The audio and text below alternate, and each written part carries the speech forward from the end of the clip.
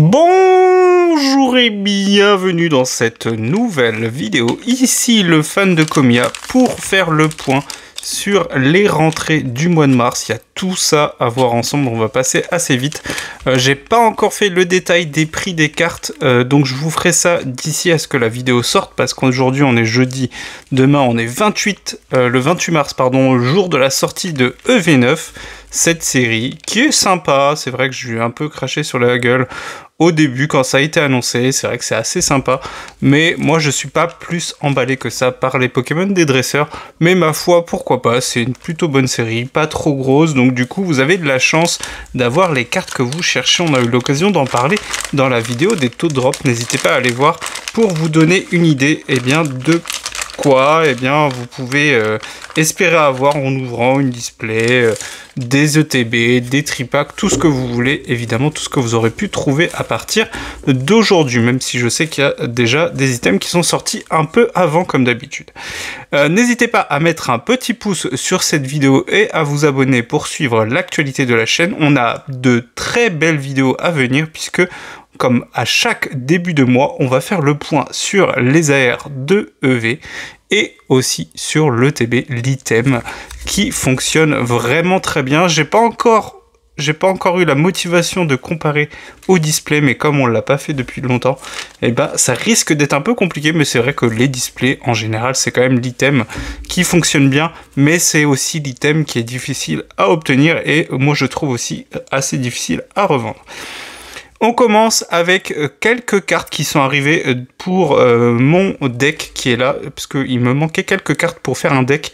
Je suis maintenant inscrit à un deuxième tournoi le 11 avril, et ce que je vais faire, c'est que le deck qui est là, je le jouerai le 6 avril. Je suis en train de m'entraîner, je joue pas mal sur TCG Live.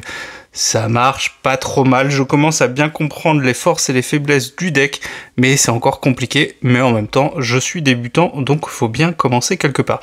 Mais le 11 avril, je jouerai avec un autre deck, et on aura l'occasion d'en reparler, je vous ferai un petit débrief après le 6, et pareil après le 11. Donc du coup, il y a eu quelques petites commandes de dernière minute, alors j'ai pas fait le point financier du mois de mars, mais on a dépassé les 200 €, sans surprise. Par contre, au mois d'avril, on aura l'occasion d'en reparler. Mais dans une précédente vidéo, je vous ai parlé d'un dépôt au Gala TCG chez Collectora et ça représente un certain budget. Donc au mois d'avril, on va faire attention aux dépenses. On commence avec un beau petit Baguigwen, je vais y arriver, McDonald's. Je crois que l'illustration, elle est aussi disponible sur une série de noir et blanc. N'hésitez pas à me dire dans les commentaires, mais c'est une illustration de Komiya. Assez sympa, et du coup je me suis dit, elles sont pas très chères, je me suis dit on va chercher les illustrations McDonald's, c'est sympa. Il y a quelques belles illustrations, même si souvent c'est des rééditions, il y a peu de cartes, dites-moi si je me trompe dans les commentaires, mais il me semble qu'il y a peu de cartes avec des illustrations originales, mais en tout cas celle-ci elle est assez sympa. Et je vous avais parlé d'un classeur Evoli, faut que je fasse le point, je suis allé chercher des cartes qui me manquaient. Je crois que sur Évolution Prismatique, parce que là on est sur Évolution Prismatique, il y a encore des évolutions qui me manquent. Et on fera le point à un moment, je vous en reparlerai. Ça, c'est sur Stellar Miracle en japonais. Donc du coup, c'est la promo qu'on retrouvait dans les ETB que je suis allé chercher cette année. Et du coup, en japonais, je ne l'avais pas encore. Et dans cette commande, il y avait de belles pépites. Même si je suis un peu dégoûté, je vous le montrerai du coup quand je recevrai les cartes en réception. Parce que pour la vidéo où je vous ai parlé de la gradation, malheureusement, au moment de tourner la vidéo, j'avais reçu entre-temps les cartes. Et le feu perçant que j'avais commandé, la SAR de SV5K, elle est un peu griffée en bas, donc ça ira pas chercher une très bonne note. Mais je me suis dit pourquoi pas quand même, parce que c'est une très belle carte. On enchaîne avec donc les premières cartes qu'on avait achetées sur ce mois de mars, fin février, avec le Goupix d'Alola, avec l'effet Cosmo Holo des cartes McDonald's. C'est vraiment très beau. Et cette illustration, on l'a déjà, c'est sur une série sur Soleil et Lune, si je dis pas de bêtises. Et on l'avait déjà eu, je vous l'avais déjà montré, donc rien de nouveau. Pareil pour ce Ramolos qu'on avait déjà sur Soleil et Lune, il me semble que c'est même Soleil et Lune de base. Donc c'est une illustration que je vous avais déjà montré. Et ces cartes-là, elles existent au format classique et pas holo comme celui-là. Et vous les verrez, je les ai un peu plus loin. On est sur SV2D, donc là c'est le Scarino qu'on avait dans EV2, que je trouve magnifique, que j'ai aussi en français. Et si jamais un jour je décide, comme je vous en ai déjà parlé pas mal, de me débarrasser, entre guillemets, de me séparer de mes cartes en français, je suis allé la chercher en japonais parce que je la trouve très très belle. Quelques autres AR que je suis allé chercher aussi, que je n'avais pas encore dans la collection. On commence avec ce Malos de SV3. On est sur des cartes qui sont pas très chères. Il me manquait le feu perçant sur SV5K pour aller avec le feu perçant. Donc ça sera pas dans le classeur parce que je vais la faire grader, mais c'est pas très grave. J'aime bien, il y a quelques ex sympas sur Écarlate et Violet, même si dans l'ensemble c'est vrai que c'est pas ouf, mais bon, il y en a quelques-unes qui sont assez sympas. Et je commence à les apprécier à force de les jouer aussi dans le TCG, donc il y a peut-être un peu de ça aussi. Et il y en a quelques-unes qui cotent pas mal, hein, parce que la méta elle évolue et beaucoup de gens vont devoir se rabattre uniquement sur les cartes EV avec la rotation. Le Chelours, là on est sur Night Wanderers qui a donné du coup Fable Nébuleuse, c'était une des aires que je n'avais pas acheté. Les promos des Pokébox qui sont sortis, j'en ai pas acheté parce que pas emballé par le contenu, pas spécialement emballé par les teens, parce que les teens ça prend de la place, même s'il y en a quelques-unes que j'aimerais bien qu'on ouvre en vidéo. J'en avais acheté l'année dernière au creux de la vague quand les Pokébox ne partaient pas à 20 €, donc j'en ai quelques-unes. Le Dialga, le Xerneas et le Kyogre, il est là. Le Kyogre qui a bien marché. De manière générale, ces Pokébox ont bien fonctionné. Très probablement dû au fait qu'il y ait du EV8 à l'intérieur. Et comme EV8 est très difficile à obtenir, eh bien, beaucoup de gens se sont rabattus sur ces Pokébox. Comme d'autres coffrets qu'on a actuellement, hein. Vous verrez par la suite, on risque d'avoir encore du EV8 et EV9, bah, ça va commencer à arriver dans les items qu'on va avoir au fur et à mesure. On enchaîne avec ce Karmadura, c'est une des premières AR sur EV, je crois que c'est SV1. S, c'est Scarlet, donc c'est la partie avec Coraidon. Et il y a le Ramolos que je n'ai pas encore, faudra que j'aille le chercher, et les deux fonctionnent un peu ensemble, parce qu'on voit que le Ramolos semble être dans cette même ville que le Karmadura. Donc une très belle AR que j'étais pas encore allé chercher, elle est assez jolie, que j'ai eu au Fujistore. Là c'est les étiquettes du Fujistore, donc un peu moins de 5 €, ça reste correct. C'est pas non plus abusé, mais bon, c'est vrai que ça a un coût, évidemment. On continue avec les collections parallèles, je vous en avais déjà un peu parlé, quelques Pokémon que j'aime bien collectionner. Le Pachirisu, là on est sur la 4G, la carte est assez abîmée, mais c'est pas très grave, c'est pour du classeur, c'est pour faire une belle petite collection de Pachirisu. Je l'ai pris en non holo aussi, très joli. Le Forjulina, c'est un stamp Gym, donc une très très belle carte. Je sais pas si cette illustration était dans une des séries, peut-être sur EV2, peut-être une rare ou une Unco, je sais plus, mais en tout cas elle est très belle, je l'ai eu pour pas trop cher. Une magnifique carte, c'est vraiment une des plus belles illustrations que je vous ai montrées jusqu'à présent. L'inspiration semble assez évidente avec le ciel dessiné à la mode de Van Gogh, hein. Ça y fait penser fortement avec ce beau équipant, une vraiment très très belle illustration. Et c'est une carte qui cote assez cher, on est sur ex-Deoxys si je dis pas de bêtises, et on est au-delà des 5 € facilement pour une version non holo. Et c'est une rare, vous voyez la petite étoile en bas à droite, et du coup la reverse, j'y crois pas trop, mais bon, peut-être qu'un jour je me lancerai et je mettrai le prix qu'elle coûte. Une très belle AR que je n'avais toujours pas pris, j'ai un tout petit peu de retard sur certaines AR, mais c'est pas très grave, c'est des AR qui cotent pas forcément toutes, et là on est avec SV2A, donc 151 en japonais avec le Psycho Quack. Je commence à en avoir quelques-unes, il doit m'en manquer encore d'autres que j'aimerais avoir. J'ai le Draco, j'ai le Chenipan, j'ai le Nidoking, et il y a aussi le Tétart, c'est une de mes AR préférées sur cette série, elle est vraiment très très belle. Rappelez-vous sur la vidéo des AR, la dernière fois, donc début mars, on avait vu que toutes les AR en français sur 151 avaient dépassé les 15 € ou étaient à 15 € pour le Monsieur Mime, je crois que c'était la dernière carte à atteindre les 15 €.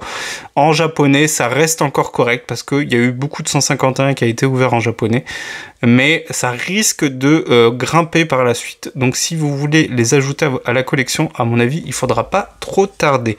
Le Lapiro, on est sur Stella Miracle avec cette AR qui est assez jolie, que j'étais pas allé chercher en français. Et du coup, je suis allé la chercher en japonais. Très belle illustration. Une magnifique carte, ça on est sur Cybercharge avec le Tilton qui est accompagnant de ces petits Goélies. Donc de très belles AR sur EV, il y a vraiment des belles pépites et du coup je complète au fur et à mesure ma collection. Le Goopix, je vous en avais parlé tout à l'heure, donc là c'est la version classique de McDonald's, donc du coup il y a 3 illustrations pour le Goopix d'Alola, c'est assez fou. Le Draggle c'est pareil, je l'ai déjà en japonais avec un stamp, et là cette fois-ci c'est la carte McDonald's, là on est sur 2022, Goopix c'était, la date elle est là 2019, et je crois que la plus ancienne du coup c'est le Baguiguan, on est sur 2016 si je dis pas de bêtises, elle est là. On est, je crois que sur McDonald's 2016. 2014. Il y en a depuis 2012, je crois, de mémoire, des cartes McDonald's. Et du coup, il y en a pas mal quand même, hein, depuis le temps. Et le Ramolo, je vous en parlais tout à l'heure. On enchaîne avec une holo de Motisma sur le bloc Diamant et Perle, je crois. Ou c'est du noir et blanc, je crois. Oui, ça doit être noir et blanc. 2016, ça doit être noir et blanc. Avec le Motisma, une très belle illustration. On voit derrière avec un Motisma dans la télé. Petite référence au fait qu'on puisse trouver dans la 4G le Motisma dans une télé, dans un manoir, dans la forêt de Vestigion, je crois, il me semble que c'est ça. Le Faux-Rêve, là, c'est des cartes que j'ai chopées en boutique pour les diverses collections. J'adore les illustrations de Akira Egawa, même si je cherche pas forcément à compléter le full set, mais du coup quand j'en trouve à petit prix, eh bien j'en profite. Donc une très belle illustration, on est sur Star Étincelante, j'avais pas encore eu cette carte, très jolie. Des petits doublons pour la collection au niveau de la 5G ici avec ce Scalpion que j'avais déjà, mais ça fait plaisir de faire rentrer des doublons. Je crois que c'est pareil pour ce Moyade de Darkness Ablaze en anglais, mais en français je me souviens plus. Très marrante cette illustration avec le pêcheur qui est surpris par les moyades qui font des sauts en dehors de l'eau. C'est très marrant. On continue avec une magnifique illustration. Je la trouve vraiment très très belle avec ce What What. Là, on est sur la 5G, je crois. Je connais pas encore toutes les séries. Un magnifique, c'est une des plus belles illustrations de Pikachu et je l'ai pris parce que il y a le Deden et le Togedemaru, 2 autres Pokémon que je collectionne. Et oui, j'aime bien les mascottes à la mode de Pikachu, donc le Togedemaru, le Deden, le Pachirisu, je vous en ai montré 2 tout à l'heure, donc très belle carte. On est sur Tempête Argentée, une très belle carte. Le Ratatak, là on est sur la collection de Soso. Très belle carte. Là, je crois que je les ai prises parce qu'elles étaient disponibles. Je crois que je les ai déjà, si je dis pas de bêtises. Le Evoli 251, ça c'est pour le classeur de Evoli. Une petite promo de Sword and Shield. Je sais pas dans quel coffret elle était. N'hésitez pas à me le dire si vous vous en souvenez. Moi, je ne sais pas. Peut-être un tripack. C'est pas impossible. En tout cas, très belle illustration avec l'effet qui est assez joli. Le Deden X Terra Crystal que j'avais déjà, du coup, que j'ai en doublon. Peut-être que je le mettrai à l'échange parce que je l'avais déjà dans mon classeur des Deden, mais j'avais zappé. Un beau Crixik en reverse. Très belle carte. Là, on est sur la 4G. Et c'est une illustration que j'avais déjà de Komiya, mais je n'avais pas en reverse. Donc là, ça va pouvoir agrémenter la collection des reverse. Le Porygon Z, on arrive sur la fin. Très belle carte que j'avais déjà, mais comme je l'ai dit tout à l'heure, les petits doublons, oh là là, qu'est-ce qu'elle est belle cette carte à chaque fois que je la vois. J'étais pas allé la chercher, hein. Elle était à un peu plus de 6 €, c'est une très belle carte.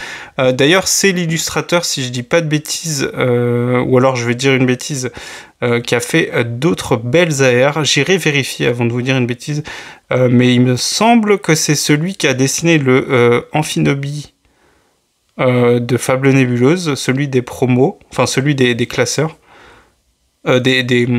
des coffrets, je vais y arriver, pardon.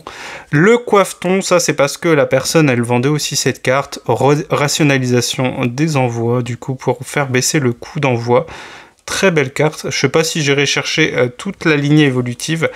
Le Dimoré de Invasion Karma, je vous en ai déjà parlé, Farfuré Dimoré, d'ailleurs j'ai fait rentrer la Master Ball et la Pokéball de évolution prismatique, c'est très sympa.